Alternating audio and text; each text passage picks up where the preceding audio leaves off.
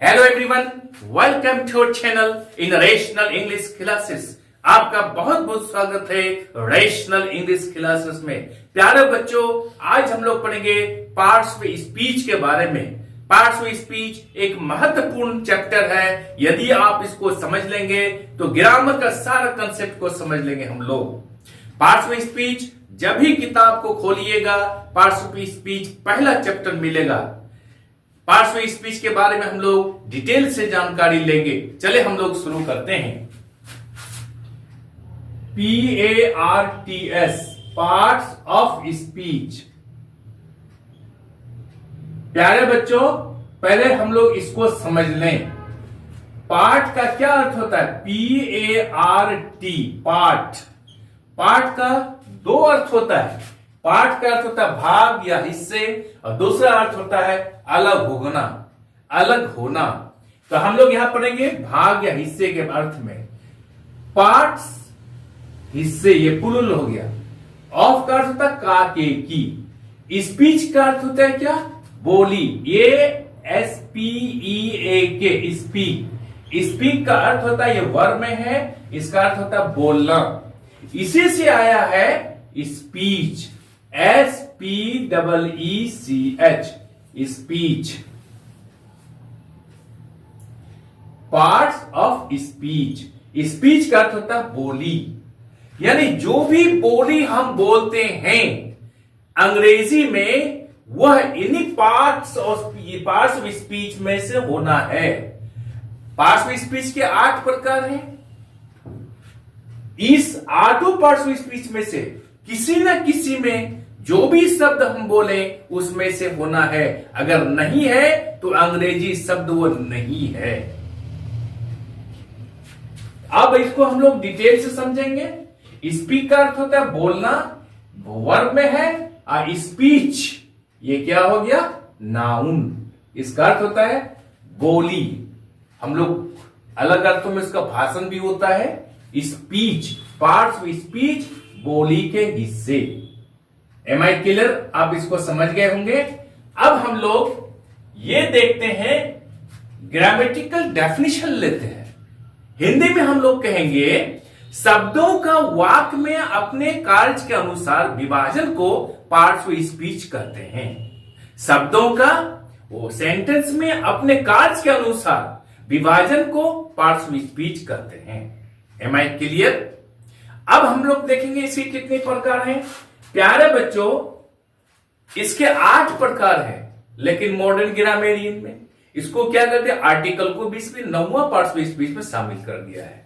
चले हम लोग 8 कौन कौन सा है? Noun, number 2 pronoun, PRONOUN, pronoun. Number 3 हम लोग देखेंगे एडजेक्टिव, ADJECTIVE। नंबर 4 में बोलेंगे हम लोग वर्ब, VERB, वर्ब। नंबर 6 में हम लोग बोलेंगे एडवर्ब, ADVERB। नंबर 7 में हम लोग पढ़ेंगे, नंबर 7 में 1 2 3 4 5 यहां होगा। 5 में एडवर्ब होगा। नंबर 6 में होगा प्रेपोजिशन, PREPOSITION। नंबर 7 में होगा कंजंक्शन, CONJUNCTION। और नंबर 8 में होगा आपका इंटरजेक्शन, INTERJECTION। प्यारे बच्चों, 9वां पार्ट बोलता है, हिस्सा बोलता है क्या? कि आर्टिकल को भी रखा गया, जैसे ए, एन तथा द को भी आर्टिकल में इसमें पार्ट्स में शामिल किया गया है। अब हम लोग सबके बारे में एक एक करके चर्चा करेंगे। पूरा कंसेप्ट में समझा दूंगा आपको। नंबर 1 लेते हैं हम लोग, नाउन। नाउन किसे कहते हैं? What is noun? उसका उत्तर होता है noun is the name of a person, place और ए थिंग। नाउन किसी व्यक्ति, वस्तु या स्थान के नाम को कहते हैं। हम लोग इसको इस तरह से भी कह सकते हैं, any name is called noun. चाहे वो पर्सन का नाम हो, चाहे वो प्लेस का नाम हो, चाहे वो थिंग का नाम हो, व्यक्ति का नाम हो, वस्तु का नाम हो, या फिर स्थान का नाम हो, any name is called noun. Am I clear? Noun किसे कहते हैं? किसी व्यक्ति, वस्तु या स्थान के नाम को नाउन कहते हैं। हम लोग इन शॉर्ट कह सकते हैं एनी नेम इज नाउन। अब हम लोग उदाहरण लेते हैं, जैसे मोहन एक व्यक्ति का नाम है, सीता एक लड़की का नाम है, पटना एक स्थान का नाम है, दिल्ली एक स्थान का नाम है, पेन एक वस्तु का नाम है, बुक ये भी एक वस्तु का नाम है, एटसेट्रा। प्यारे बच्चों, अब आप लोग समझ गए होंगे कि नाउन किसे कहते हैं। हम लोग आसानी से बोल सकते हैं नाउन किसी व्यक्ति, वस्तु या स्थान के नाम को कहते हैं, या इन शॉर्ट हम कह सकते हैं any name is called noun. उसको हिंदी में नाउन को हम लोग संज्ञा कहते हैं। किसी भी नाम को जिसको नाम देके पुकारा जाए, बोला जाए, उसे हम लोग नाउन कहते हैं। ये कंसेप्ट आप समझ गए होंगे। अब हम लोग दूसरा कंसेप्ट लेते हैं, दूसरा पॉइंट लेते हैं, प्रोनाउन। PRONOUN, pronoun. प्यारे बच्चों, इसको ध्यान पूर्वक सुनिएगा और देखिएगा। प्रो और होता है क्या? नाउन। इसको हम एनालाइज करते हैं। सबसे पहले हम लोग समझे प्रोनाउन किसे कहते हैं। The word which is used in place of noun is called pronoun. जिस शब्द का प्रयोग नाउन के बदले में किया जाए उसे हम लोग प्रोनाउन कहते हैं। नाउन के बदले में जिस शब्द का प्रयोग किया जाए उसे प्रोनाउन कहते हैं। जैसे Mohan is a good boy. Mohan एक अच्छा लड़का है। मोहन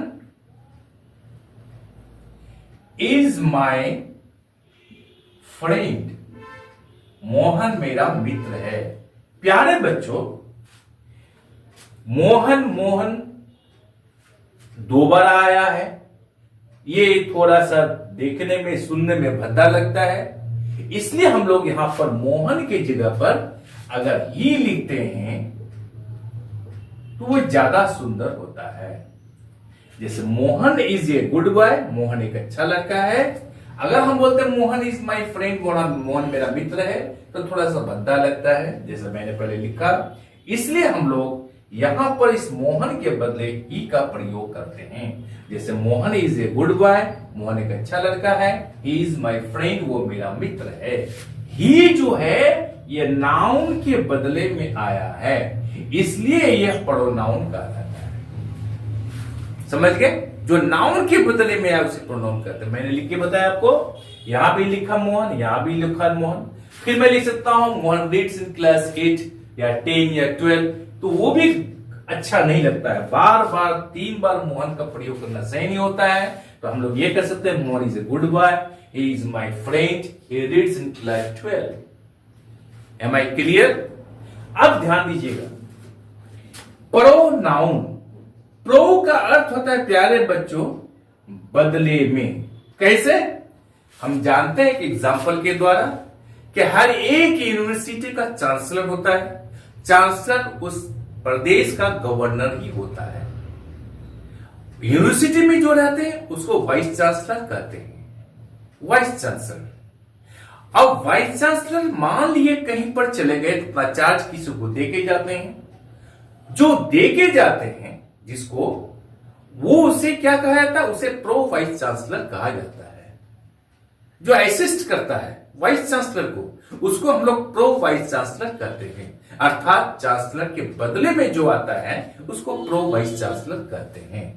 प्रो का आप समझ गए होंगे, प्रो का अर्थ होता है बदले में। Am I clear? अब हम लोग आगे लेते हैं। नंबर 3 में हम लोग लेंगे, क्या लेंगे हम लोग? एडजेक्टिव। ADJECTIVE, adjective. एडजेक्टिव किसे कहते हैं? द वर्ड which qualifies या फिर which expresses the quality of a noun or pronoun is called adjective। वह सब जिसका प्रयोग नाउन या प्रोनाउन की गुण, दोष, आकार, प्रकार को बताने के लिए प्रयोग किया जाता है उसे हम लोग एडजेक्टिव कहते हैं।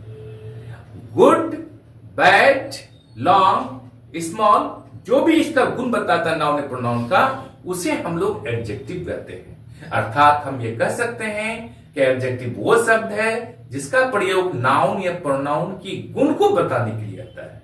अब गुण को भी बताने के लिए आता है, गुण दोष दोनों को बताता है। कैसे? जैसे Mohan is a good boy. Mohan एक अच्छा लड़का है। मोहन एक अच्छा लड़का है। ये गुड क्या है? मोहन का गुण को बताता है। कैसा है मोहन? एक अच्छा लड़का है। तो गुड यहां पर एडजेक्टिव कहलाता है। Sita is a beautiful, BEAUTIFUL, beautiful girl. यहां पर Sita is a beautiful girl, Sita एक सुंदर लड़की है। सुंदर यहां जो ब्यूटीफुल है ये एडजेक्टिव है जो सीता की गुण को बताता है। Am I clear? जैसे दूसरा करते हैं हम लोग क्या? Rohan is bad. और रोहन क्या है?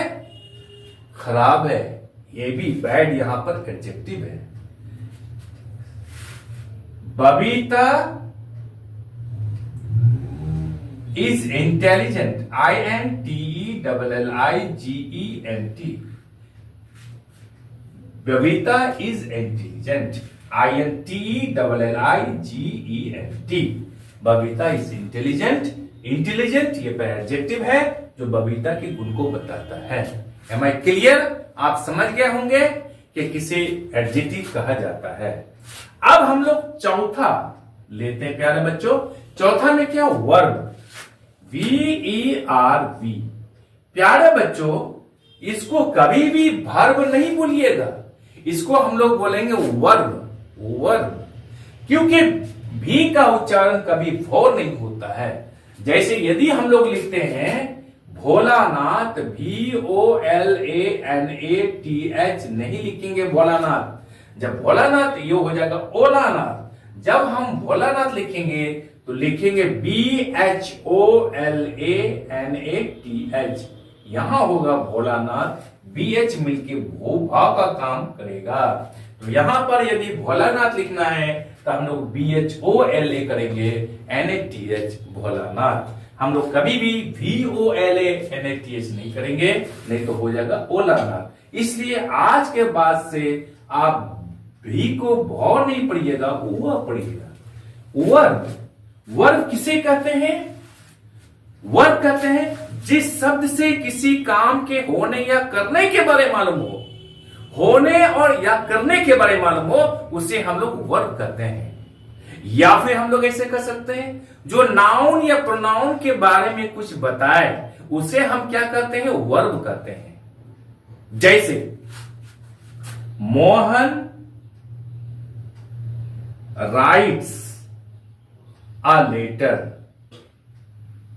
मोहन पत्र लिखता है। मोहन क्या करता है? तो लिखता है, पत्र लिखता है। तो ये राइट है, यहां इसको वर्ब कहते हैं, क्रिया कहते हैं। मोहन क्या करता है? मोहन पत्र लिखता है। कौन सा काम बता रहा है? वो लिखने का काम को बता रहा है। जैसे दूसरा लेते हैं हम लोग, सीता सिंग्स। सीता गाती है। सीता क्या करती है? सीता गाती है। गाने का काम जो है यहां पर सिंग्स है, SINGS, सिंग्स। सीता गाती है। तो सीता यहां पर नाउन हो गया, सिंग्स यहां वर्ब हो गया। तो नाउन के बारे में बता रहा है, सीता के बारे में बता रहा है कि सीता क्या करती है? तो सीता गीत गाती है। सीता यहां पर है, सीता गीत। अगर गीत गाती है लिखेंगे sings a song. Am I clear?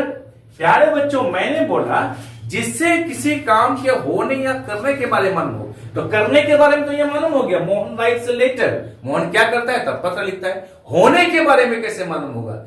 याद रखना बच्चों कि वर्षा होती है, वर्षा क्या नहीं आता है, वर्षा होती है, तो वहां हम लोग क्या लिखेंगे, इट रेन्स। ठनका ठनकता है, इट थंडर्स। तो यहां पर होने के बारे में मालूम पड़ता है, इसलिए हम लोग ऐसे भी कर सकते हैं, जिस शब्द से किसी काम के होने या करने के बारे में मालूम हो उसे वर्ब कहते हैं। दूसरे शब्दों में जो नाउन या प्रोनाउन के बारे में कुछ बताए उसे हम वर्ब कहते हैं। Am I clear? अब प्यारे बच्चों, अब हम लोग 5वां पॉइंट पढ़ेंगे। आप वीडियो को अंत तक देखिएगा, ये सारा कंसेप्ट को समझ लीजिए। क्यों कि आगे जो भी हम पढ़ेंगे ग्रामर अंग्रेजी का, तो ये सब इसी 8 पार्ट्स पे स्पीच पे डिपेंड करता है, इसी का खेल है। नहीं तो फिर अंग्रेजी भाषा है ही नहीं। इसको समझना है बेसिकली, तो हम लोग पार्ट्स ऑफ स्पीच को ध्यान से देखें और समझ लें, ताकि हम कभी भी और जीवन भर नहीं भूलें। अब हम लोग 5वां कंसेप्ट को पढ़ेंगे। 5वां कंसेप्ट बहुत इंपॉर्टेंट है, इसको ध्यान से देखिएगा।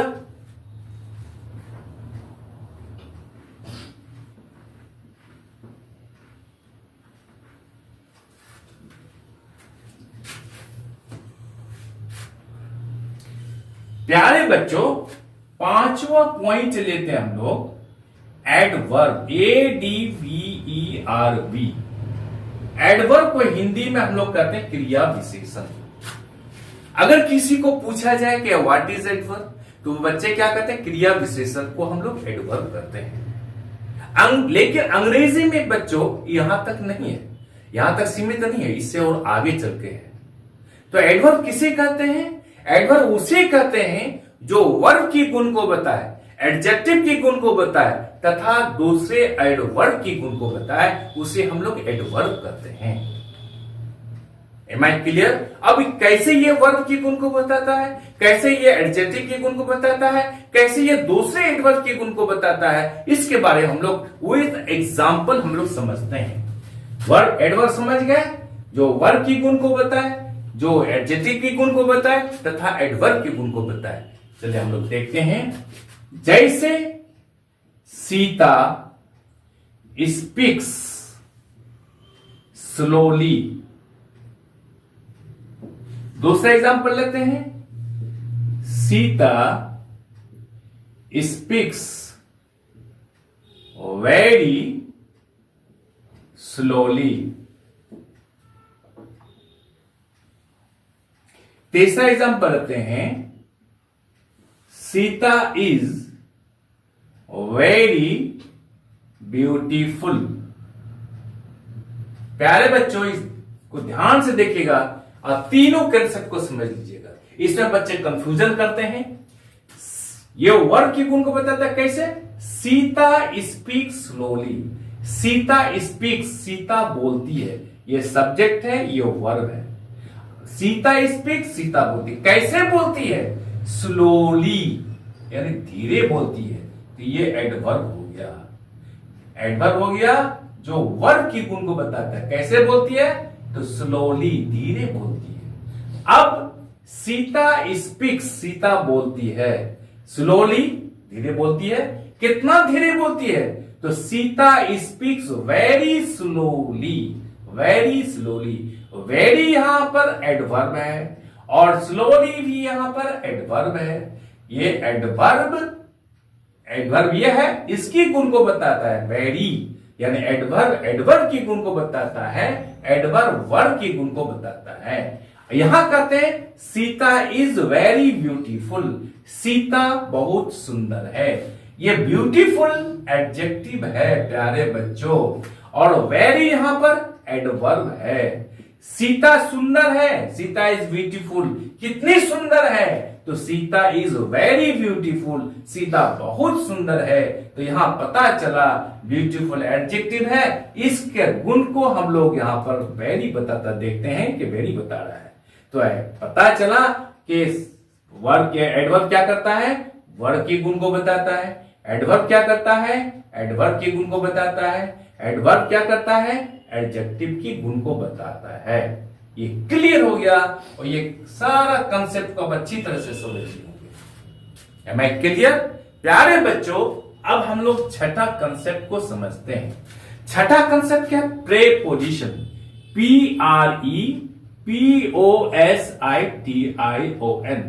प्रेपोजिशन। प्रेपोजिशन किसे कहते हैं? हम लोग कह सकते हैं the word which is used to express the relation of a noun और pronoun with another word in the sentence. जिस शब्द का प्रयोग नाउन या प्रोनाउन के संबंध को सेंटेंस के अन्य शब्दों के साथ बताए, उसे हम लोग क्या करते हैं? प्रेपोजिशन करते हैं। कैसे? हम लोग समझते हैं। The book is on the table। दूसरा उदाहरण लेते हैं हम लोग। The dog, DOG, dog is barking, BARKING, barking at the gate। प्यारे बच्चों, ये दो उदाहरण के द्वारा हम लोग समझ सकते हैं। क्या समझते हैं प्रीपोजिशन के बारे में? जैसे the book is on the table, किताब कहां पर है? टेबल के ऊपर है। द टेबल यहां एक शब्द है, यहां बुक यहां पर एक शब्द है। यहां पर क्या कर रहा है? ऑन यहां पर है। ऑन या प्रीपोजिशन है जो दोनों के संबंध को बताता है। दूसरा सेंटेंस में डॉग यहां पर नाउन है, यहां पर द गेट है, यहां पर कुत्ता, इसका अर्थ था the dog is barking at the gate, कुत्ता दरवाजे पर भौंक रहा है। तो यहां पर दोनों के संबंध को बता रहा एट। कुत्ता कहां भौंक रहा है? कुत्ता दरवाजे पर भौंक रहा है। तो एट यहां प्रीपोजिशन है जो गेट का और डॉग का संबंध को बता रहा है। Am I clear? बहुत सारे प्रीपोजिशंस हैं, जैसे है क्या? एट है, आफ्टर है, एमंग है, एमंगस्ट है, एमिड है, एमिडिस्ट है, बहुत सारा है। बियॉन्ड है, बेलो है, बीनीथ है, उसके बाद क्या है? फ्रॉम है, फॉर है, इन है, इनटू है, इनसाइड है, विथ है, विदाउट है, अंटिल है। बहुत सारा प्रीपोजिशंस है। उसके बारे में एक अलग सा वीडियो हम लोग दे दिए हैं, इसके बारे में हम लोग पढ़ेंगे। लेकिन अभी हम लोग समझते हैं कि प्रीपोजिशन किसे कहते हैं। इस कंसेप्ट को समझ लीजिए। जिस शब्द का प्रयोग नाउन या प्रोनाउन का संबंध को सेंटेंस के अन्य शब्दों के साथ बताने के लिए किया जाए, उसे हम लोग प्रीपोजिशन कहते हैं। Am I clear? अब हम लोग प्यारे बच्चों सातवां कंसेप्ट को हम लेते हैं, कंजंक्शन। CONJUNCTION, conjunction. कंजंक्शन प्यारे बच्चों इसका अर्थ होता है क्या? जोड़। कंजक्ट का अर्थ होता है कंजक्ट, CONJUNCT। कंजक्ट एक वर्ब है, इसका अर्थ होता है जोड़ना। कंजंक्शन जोड़। हम लोग बोलेंगे, अगर कोई पूछे तो व्हाट इज कंजंक्शन, तो हम लोग करेंगे क्या? The word which is used to join two or more than two words or sentences together is called conjunction। जिस शब्द का प्रयोग दो या दो से अधिक शब्दों को या वाक्यों को जोड़ने के लिए प्रयोग किया जाए, उसे हम कंजंक्शन कहते हैं। जो शब्द क्या करे? दो शब्दों को या दो से अधिक शब्दों को, दो सेंटेंसेस को या दो से अधिक सेंटेंस को जोड़ने का काम करे, उसे हम लोग कंजंक्शन कहते हैं। इसलिए कह सकते हैं conjunction is a word which is used to join two or more than two words or sentences together। Conjunction वो शब्द है जिसका प्रयोग दो या दो से अधिक शब्दों को या फिर वाक्यों को जोड़ने के लिए प्रयोग किया जाता है, उसे हम लोग कंजंक्शन कहते हैं। Am I clear? अब इसको समझते हैं हम लोग उदाहरण के द्वारा। Mohan and Sohan.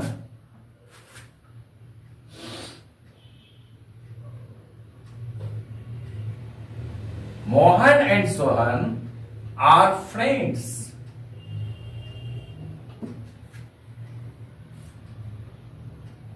Ram is rich but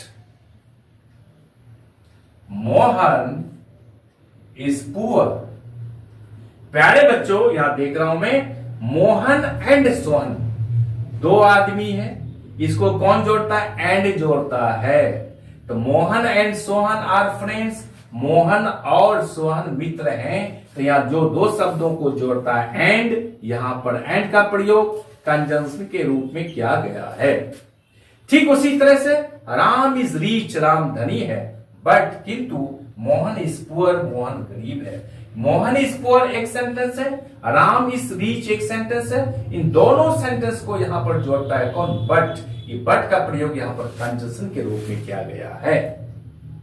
इसलिए स्पष्ट हो गया है कि जिस शब्द का प्रयोग दो या दो से अधिक शब्दों को या वाक्य को एक साथ जोड़ने के लिए किया था, उसे हम लोग क्या करते हैं? कंजंक्शन करते हैं। Am I clear?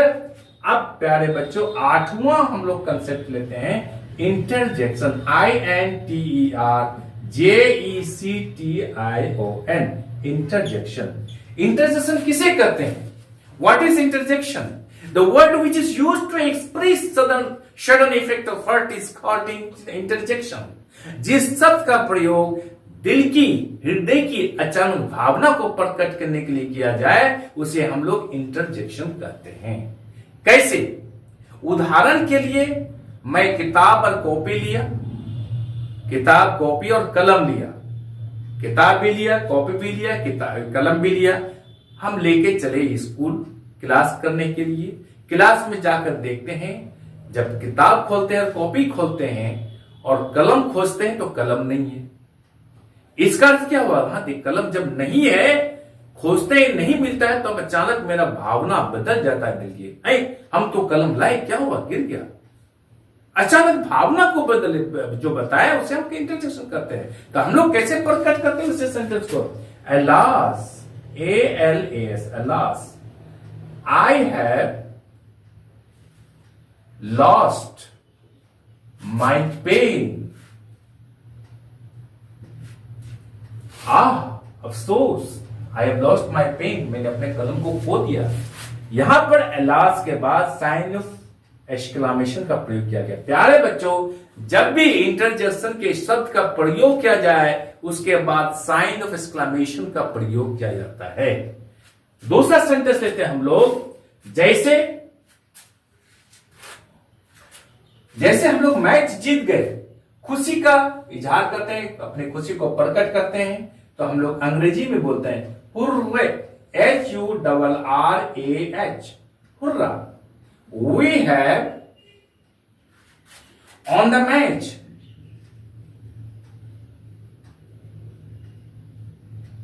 हम लोग मैच को हुर्रा बोलता है, हिप हुर्रे, हुर्रे के क्या होता है? ये खुशी का इजहार किया था, खुशी का प्रकट किया जाता है। Hurray, we have on the match.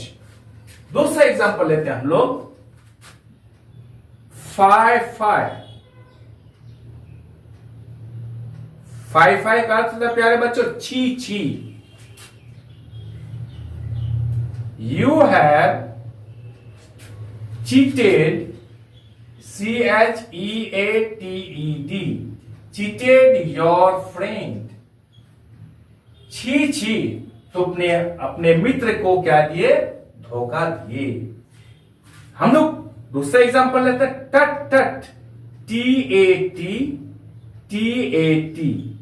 प्यारे बच्चों, टट टट का जाता है धत धत, यानी धत तेरी के। हम लोग क्या बोलते हैं एग्जाम्पल में? You are a mean fellow, FELLOW। प्यारे बच्चों, मीन का यहां पर अर्थ होता नीच, फेलो का अर्थ होता व्यक्ति। धत धत, you are a mean fellow, तुम एक नीच आदमी हो। प्यारे बच्चों, यहां पर टट टट हुआ, 5 हुआ, एलास हुआ, हुर्रा हुआ, इंटरजेक्शन के शब्द हैं ये। इसलिए इंटरजेक्शन वह है जिससे क्या करता है? दिल की अचानक भावना को प्रकट करने के लिए प्रयोग किया जाता है। Am I clear? प्यारे बच्चों, अब हम लोग 9वां कंसेप्ट को पढ़ेंगे, जिसको हम लोग आ, एन तथा द का प्रयोग को हम लोग क्या करते हैं, पार्ट्स ऑफ स्पीच के अंतर्गत में रखते हैं। तो ये 9वां काइंड्स हो गया पार्ट्स ऑफ स्पीच का। हम लोग जानते ही हैं सेंटेंस में ए का प्रयोग कैसे था, I have a pen, he has an egg, the, this is the book which I purchased yesterday. ये द, एन, ए, इसको भी पार्ट्स ऑफ स्पीच के अंदर में रखा गया है। Am I clear? I am sure कि आपको ये वीडियो अच्छी लगी होगी। आप चैनल को लाइक और सब्सक्राइब कर दीजिए तथा बगल वाले बेल आइकन को दबा दीजिए, जिससे कि हर आने वाला वीडियोस का नोटिफिकेशन आपको मिलता रहे। बाय।